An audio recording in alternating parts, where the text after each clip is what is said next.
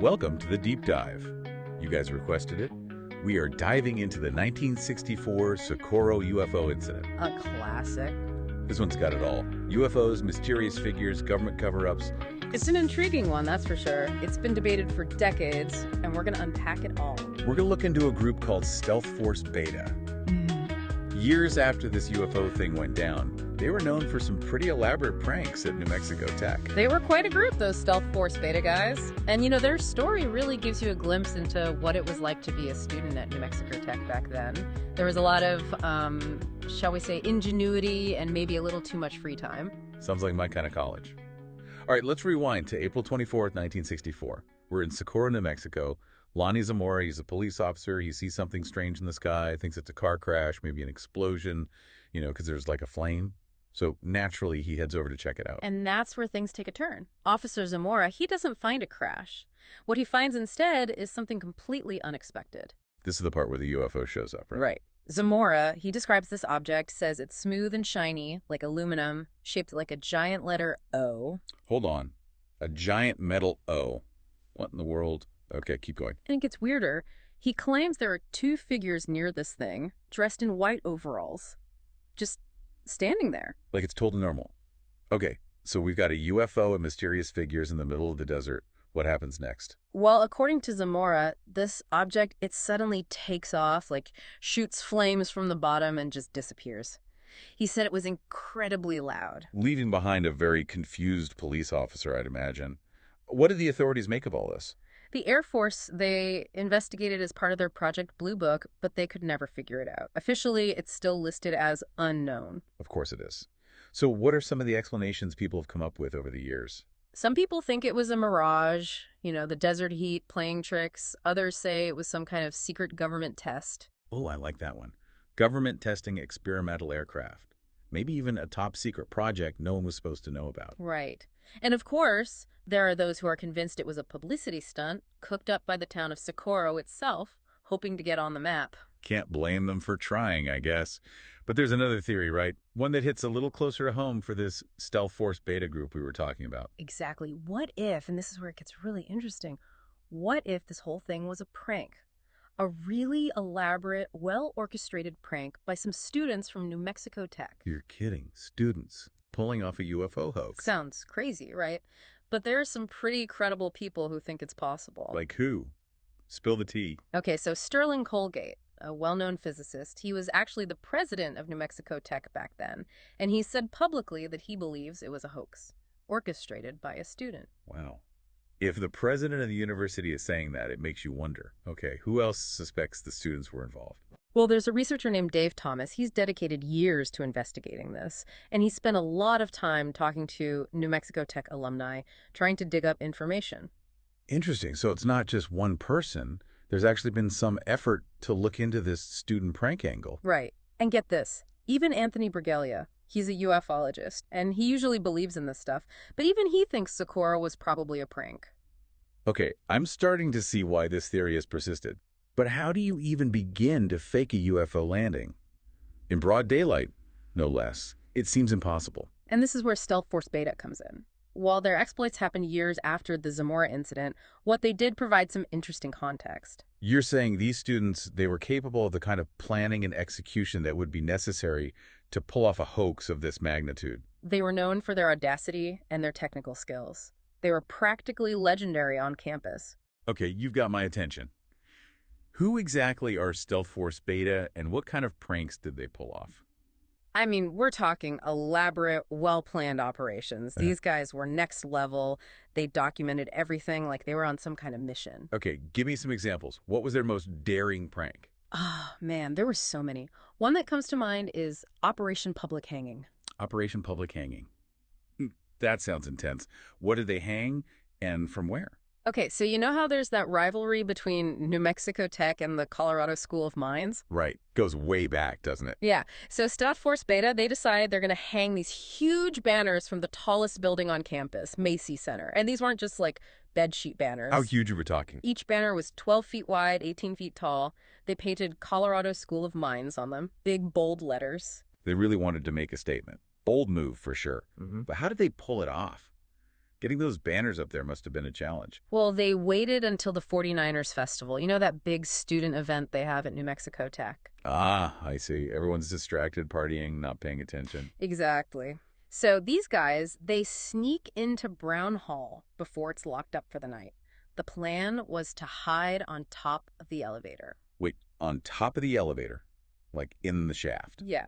And then after midnight, they were going to let the rest of the team in, haul those banners up to the roof. Sounds like a scene from a movie. Did everything go according to plan? Almost. They hit a snag when they realized someone was still working late in one of the offices on the second floor. Oh, no. So much for being stealthy. What did they do? They couldn't risk opening the elevator door, so they ended up climbing into the elevator pit. You mean the pit at the bottom of the shaft? Are you serious? That's right. They squeezed in there, all cramped and surrounded by, well, whatever's at the bottom of an elevator shaft. I don't even want to know. That's dedication to the prank right there. And it gets worse. While they're down there, someone calls the elevator down to the basement. No way. Are you saying someone rode the elevator while they were stuck underneath? Yep. They barely escape getting crushed. That's insane. They really risked their lives for this prank. That's Stealth Force Beta for you. But eventually they got out of the pit and, yeah, they got those banners hung. So they actually did it. What was the reaction like on campus? Oh, it was legendary. People were talking about it for weeks. And while Stealth Force Beta never officially took credit, everyone knew it was them. Sounds like they were legends on campus. But it makes you think, if they were capable of this level of planning and execution, is it so hard to believe that students could have faked the Socorro incident? Right. It makes you wonder. These guys were smart, they had skills, and they knew how to get things done. Who knows what they could have accomplished with a little ingenuity and a lot of motivation. Okay, so we've talked about Operation Public Hanging. What other crazy stunts did they pull? Well, they weren't just about grand gestures, you know. They also had a knack for exploring the hidden corners of the campus. They had this thing called Operation Tunnel Exercises, where they explored the network of tunnels beneath Workman Center. Wait, tunnels? Like underground? Yeah, like maintenance tunnels and utility shafts. They meticulously mapped out this whole underground labyrinth, crawling through these cramped, dusty spaces. Sounds claustrophobia-inducing. What were they hoping to find down there? I don't think they were looking for anything specific. They just had this insatiable curiosity. They documented everything, made detailed maps. It was like their own personal dungeon crawl. So they conquered the rooftops. They conquered the underworld of campus tunnels. What's next? Well, it didn't stop there. They also had Operation High Exploration. That's where they really indulged their fascination with heights. We're talking rooftops, elevator shafts, even water towers. If it was high up and off limits, they were determined to get to it. They were like the daredevils of New Mexico Tech. What was it about elevators that fascinated them so much? They seemed to pop up a lot in their stories. I know, right? They were obsessed with elevators. They figured out how to override safety mechanisms, access the shafts, even climb on top of the elevator cars. But on top of the cars? As in, while they were moving? Maybe not while they were moving, but you get the idea. It was like they saw these mechanical systems as another challenge to overcome. Fascinating. Okay, so we've got fire, tunnels, heights, anything else. Did they ever, branch out beyond the confines of campus? Oh, yeah, definitely. They had this one called Operation Highway Robbery that involved hijacking a billboard. Billboard hijacking. Okay, now you're just messing with me. Oh, it's not what you think. It wasn't a real robbery. They weren't after money or anything. Okay, good to know. So what did they rob? They hijacked this billboard, but instead of putting up like an ad or something, they replaced it with a giant physics equation. Of course they did. Sounds about right for a bunch of tech students. What was the equation? It was Schrödinger's equation. Oh, man. A classic. So they went through all the trouble of hijacking a billboard just to mess with people's heads about quantum mechanics. Pretty much. They even left a message on the billboard, something like, "See, quantum mechanics isn't that hard." Hilarious. These guys were something else. Okay, so we've got billboard hijacking, elevator surfing, tunnel exploring, fire shows. What else? What about Operation Gaseous research? I'm intrigued by anything with the word gaseous in it. Ah, yes. That one's a classic example of their love for pyrotechnics. Pyrotechnics. Like fireworks. You could say that. They started small, experimenting with flammable gases, creating these mini explosions in trash cans. Sounds dangerous. Did they ever get in trouble for that? I'm sure they did. But they didn't stop there. They eventually moved on to filling balloons with butane and setting them off. Okay, that's taking it to another level. I bet those explosions were impressive. Oh, I'm sure they were. They even figured out how to use rubber cement as a time delay fuse. Wow, they really put some thought into this. They were just messing around. They were like amateur pyrotechnic engineers. Exactly. They had this drive to experiment, to push the limits, to see what was possible, and they clearly had a lot of fun doing it. You know, it's funny. We started off talking about UFOs and government cover-ups, and now we're deep into the world of college pranks and butane-filled balloons. That's the beauty of a good deep dive, isn't it? You never know where you're going to end up. That's for sure. But, you know, it's not entirely off topic. Hearing about all the crazy stuff Stealth Force Beta got up to, it really does make you wonder if it's possible that the Socorro incident was an elaborate prank all along. Right. These students, they were smart, resourceful, and incredibly bored. They had the technical skills, the creativity, and the audacity to pull off some pretty amazing things. Think about it. It's 1964. Technology isn't what it is today. People are more trusting, less likely to question what they see, especially if it seems like something out of this world. And let's not forget the element of mystery.